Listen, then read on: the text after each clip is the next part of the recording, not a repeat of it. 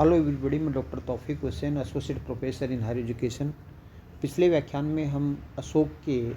अभिलेखों के विषय में चर्चा कर रहे थे और हमने देखा कि अशोक के अभिलेखों को मुख्य रूप से है वो 5 भागों में विभाजित किया गया है। चतुर्दश शिलालेख और जिनको लघु शिलालेख और स्तंभलेख, दीर्घ स्तंभलेख और लघु स्तंभलेख और गुहालेख, इन 5 भागों में बांटा गया है। हमने इनकी संक्षेप में चर्चा की थी। आज हम संक्षेप में इस बात की चर्चा करेंगे कि इन विभिन्न जो शिलालेख हैं या विभिन्न अभिलेख हैं, अशोक के एडिक्ट्स हैं, उनमें किन किन बातों का, प्रमुख बातों का उल्लेख किया गया है। हालांकि विस्तार से हम अशोक के धर्म या बौद्ध धर्म के प्रचार में इसकी विस्तार से चर्चा करेंगे, लेकिन यहाँ संक्षेप में ये देखने का प्रयास करेंगे कि इन विभिन्न अशोक के विभिन्न अभिलेख हैं, चाहे शिलालेख हो या स्तंभलेख हो या गुहालेख हो, उनमें किन किन बातों पर है वो जोर दिया गया है, क्या क्या संदेश है वो अशोक ने है वो इन अभिलेखों के माध्यम से देने का प्रयास किया गया है। जहाँ तक प्रथम शिलालेख की हम बात करें तो अशोक के प्रथम शिलालेख में जीव हत्या का जो निषेध है और जो विभिन्न समाजों में होने वाले जो आयोजन है उन पर रोक है, और राजकीय रसोई घर के अंदर है केवल 2 मोर और 1 हिरण है को मारने की अनुमति दी गई है, और कालांतर में इस पर भी रोक की बात की गई है। अर्थात जीव हत्या पर रोकने का जो संदेश जनता को है वो अशोक के प्रथम शिलालेख के अंदर मिलता है। दूसरे शिलालेख के अंदर अशोक के शिलालेख में प्रमुख रूप से है वो दक्षिण के जो चोल, पांड्य, सत्यपुत्र, केरलपुत्र जो सीमावर्ती राज्य थे दक्षिण के, उसके साथ साथ जो ताम्रपर्णी श्रीलंका है,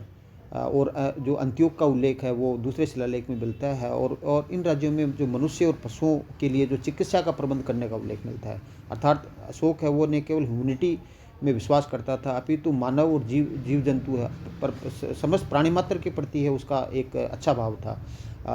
इसकी जानकारी हमें दूसरे शिलालेख में मिलती है, जिसमें अशोक है वो मनुष्य और पशु दोनों के लिए जो चिकित्सा का जो प्रबंध है उसका उल्लेख करता है। ये बहुत बड़ी बात थी। जबकि तीसरे शिलालेख में अशोक है वो अपने अभिषेक के जो उसका अभिषेक जो का जो 12वां वर्ष था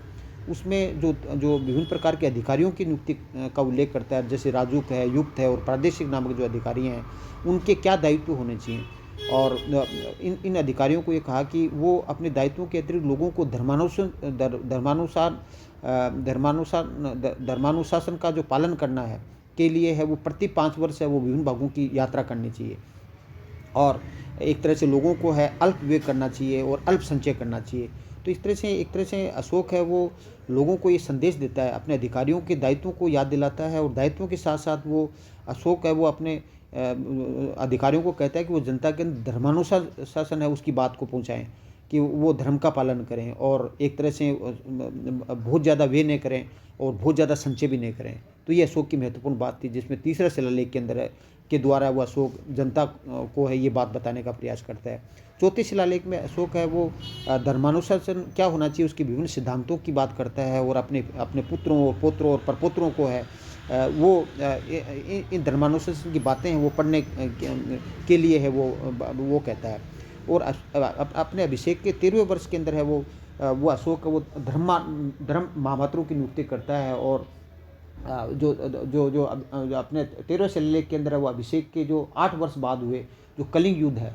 और उसमें कलिंग युद्ध के बाद में उसके जो परिणाम हुए जिसमें कितने लोग घायल हो गए, लाख घायल हो गए, 1.5 लाख लोग मारे गए, 1 लाख मारे गए, 1.5 लाख घायल हो गए, और उसके प्रति पश्चाताप का उल्लेख करता है। तो अशोक एक विश्व का एकमात्र शासक था जो अपनी गलती को स्वीकार करता है, और कलिंग युद्ध के अंदर जो उसके कारण से जो जनसंहार हुआ था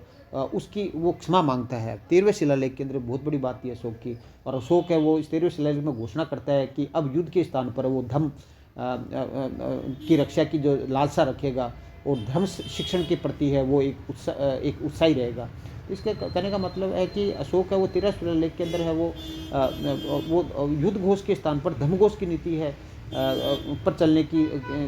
के लिए वो कहता है। और इस अभिलेख के अंदर वो कुमार को रोकने के लिए वनवासियों को चेतावनी देता है कि इसके अलावा जो विभिन्न जो विदेशी राजा हैं और दक्षिण के चोल, पांड्य और ताम्रपर्णी श्रीलंका के जो है और अर्ध स्वतंत्र जो क्षेत्रों में रहने वाले यवन है, कंबोज है आदि जो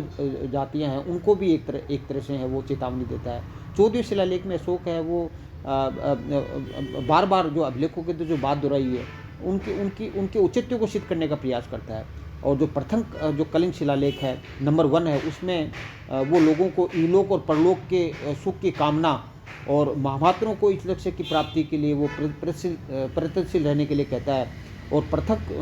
कलिंग शिलालेख नंबर 2 के अंदर वो कलिंग वासियों के प्रति है वो पिता पुत्र की जो भावना है उसकी अभिव्यक्ति है वो भी करता है। तो कलिंग युद्ध के लोगों को एक तरह से क्या है कि वो जो कलिंग युद्ध में नरसार हुआ था, उसको बात को भुला करके है वो एक तरह से पिता पुत्र की भावना है उसके अभिव्यक्ति की बात करता है। लघु शिलालेख की जहाँ तक हम बात करते हैं तो लघु शिलालेख के अभिलेख के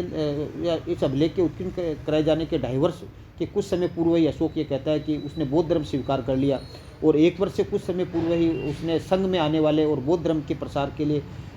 जो प्रयास करने का जो उल्लेख है वो लघु शिलालेख नंबर 1 में करता है। जहाँ लघु शिलालेख नंबर 2 की बात करते हैं वहाँ धर्मानुशासन के विभिन्न पक्षों और सिद्धांतों का उल्लेख है वो लघु शिलालेख नंबर 2 के अंदर मिलता है। जब जहाँ तक हम भाबरू शिलालेख है जिसका संबंध राजस्थान से है, राजस्थान के बैराट नामक स्थान से है, वहाँ अशोक भाबरू शिलालेख में है वो अपने आप को मगध का राजा प्रियदर्शी है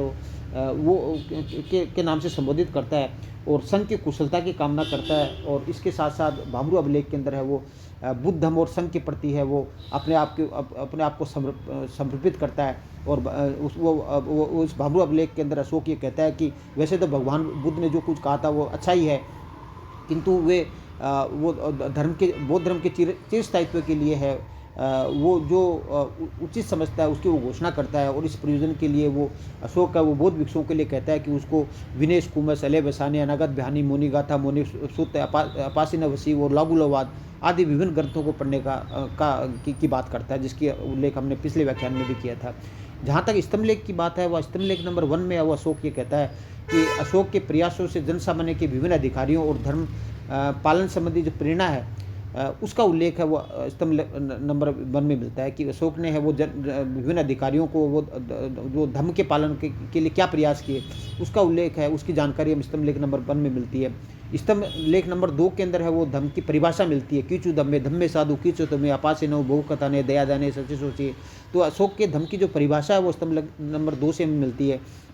कि धम्म क्या है, जिसके बारे में हम पृथक व्याख्यान में चर्चा करेंगे। स्तंभ लेख नंबर 3 के अंदर है वो अशोक है वो उन विभिन्न प्रकार के दुर्गुणों का उल्लेख करता है जो धर्म के मार्ग के अंदर बाधक है, जैसे क्रोध है, घमंड है, अहंकार है, ईर्ष्या है, निंदा है, उग्रता है, ये बातें हैं वो उसकी उल्लेख करता है कि इन बातों को त्यागना चाहिए। स्तंभ लेख नंबर 3 में वो कहता है कि चंडी निष्ठुरता है वगैरह है वो उनको त्यागना चाहिए। और स्तंभ लेख नंबर 4 के अंदर है वो राजुक नामक जो अधिकारी हैं उनकी नियुक्ति करता है और जो जनपदवासी हैं उनके हित और सुख के संबंध के अंदर है वो बात करता है। और स्तंभ लेख नंबर 5 में है वो अभिषेक के 26 वर्ष बाद विभिन्न जीव हत्या पर जो रोक लगाई उसका उल्लेख स्तंभ लेख नंबर 5 में मिलता है। और स्तंभ लेख नंबर 6 के अंदर है वो एक प्रकार से क्या है कि जनता के हित की है जो धर्म संबंधी नीतियाँ हैं उसके संबंध में वो विभिन्न प्रकार की जो परीक्षा है उसकी बात वो करता है। और स्तंभ लेख नंबर इस स्तंभ लेख के अंदर है वो एक तरह से जनहित के संबंधी जो कार्य हैं, धार्मिक कार्य हैं, धर्म महामात्रों की नियुक्ति और धर्मानुशासन का उल्लेख भी हमें इसमें मिलता है। जहाँ तक रूमंदेही स्तंभ लेख की बात करते हैं वहाँ अशोक ये कहता है कि अभिषेक के 20 वर्ष बाद अशोक के द्वारा यहाँ पूजा अर्चना की गई। इसमें रूमंदेही अभिलेख में वो कहता है कि वहाँ जो एक तरह से बुद्ध के जो जन्मस्थली है वहाँ पर उसने पूजा अर्चना की, क्योंकि यहाँ बुद्ध की जो लुम्बिनी है वो बुद्ध की जन्मस्थली थी और वहाँ के लोगों का जो धार्मिक कर है वो एक प्रकार से है वो अशोक ने है वो कम कर दिया, 1/6 से 1/8 कर दिया। तो रूमंदेही अभिलेख है वो अशोक के रूमंदेही अभिलेख के अंदर वो बौद्ध धर्म के प्रति श्रद्धा व्यक्त करते हुए बुद्ध का जन्मस्थान होने के कारण से लुम्बिनी के लोगों का जो धार्मिक कर है वो माफ़ करने और जो भूराजस्व कर है वो कम करने का जो उल्लेख है वो रूमंदेही अभिलेख में मिलता है। जहाँ तक निगलवा सागर अभिलेख की स्तंभ लेख की बात करते हैं वह अशोक ये कहता है कि अभिषेक के 14 वर्ष पश्चात जो महात्मा बुद्ध है वो स्तूप की दूसरी बार यात्रा करते हैं और उसको दूसरी बार उसका विस्तार करते हैं। और अभिषेक के 20 वर्ष बाद है वो स्थल पर आकर के वो पूजा अर्चना करते हैं और यहाँ एक शिला स्तंभ वो स्थापित करने का उल्लेख है वो अशोक करता है। तो निगलवा सागर स्तंभ लेख और जो रूमंदेही अभिलेख है उसमें बौद्ध धर्म के प्रति रुचि प्रकट होती है। सारनाथ स्तंभ में पाटलिपुत्र में है वो संत में फूट डालने वाले भिक्षुओं को चेतावनी है वो अशोक देता है। और जो सांची का स्तंभ लेख है उसमें है एक तरह से सूर्य व चंद्रमा के प्रकाश के रहने तक है वो अशोक है, अपने पुत्र और पुत्रों के बने रहने तथा किसी भी संघ के अंदर भेद करने वालों को रोकने का है वो उल्लेख है वो सांची और स्तंभ लेख में करता है। जहाँ तक प्रयाग स्तंभ लेख है वहाँ पर है वो अशोक है वो जो जो जो 6 मुख्य बातें हैं उसके अलावा है वो उन बातों का उल्लेख करता है। और कौशाम्बी में जो महापात्रों को संघ भेद रोकने के लिए वो सलाह देता है। जो प्रयाग स्तंभ लेख के अंदर है वो अशोक है वो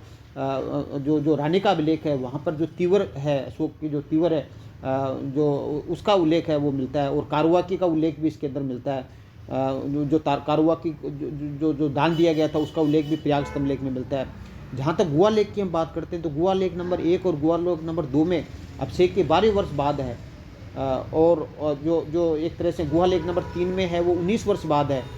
अभिषेक के है वो गुहाओं को आजीविकों को दान देने की बात करता है। तो इन गुहा लेखों से हैं जो बराबर की गुफाओं पर्वतों को काट करके बनाई गई थी, जो आजीविक लोगों को दी गई थी, उसका उल्लेख है वो इन गुहा लेखों से हमें जानकारी मिलती है। तो इस प्रकार हम कह सकते हैं कि अशोक के जो विभिन्न अभिलेख हैं जिसमें हम दीर्घ जो चतुर्दश शिलालेख की बात करें या लघु शिलालेख की बात करें या स्तंभ लेख की बात करें या गुहा लेख की बात करें, इन विभिन्न जो अभिलेख हैं उनमें किन किन बातों में अशोक है उन्होंने किन किन बातों पर बल दिया, किन किन बातों का संदेश है वो लोगों तक पहुंचाया, इसकी जानकारी है वो अशोक के विभिन्न जो अभिलेख हैं या विभिन्न प्रकार के जो एडिक्ट्स हैं, जो 5 प्रकार के एडिक्ट्स की हमने बात करी, उसकी हमें जानकारी मिलती है। तो नेक्स्ट हम अशोक के विषय में आगे चर्चा नेक्स्ट व्याख्यान में करेंगे। Thank you. जय हिंद, जय भारत।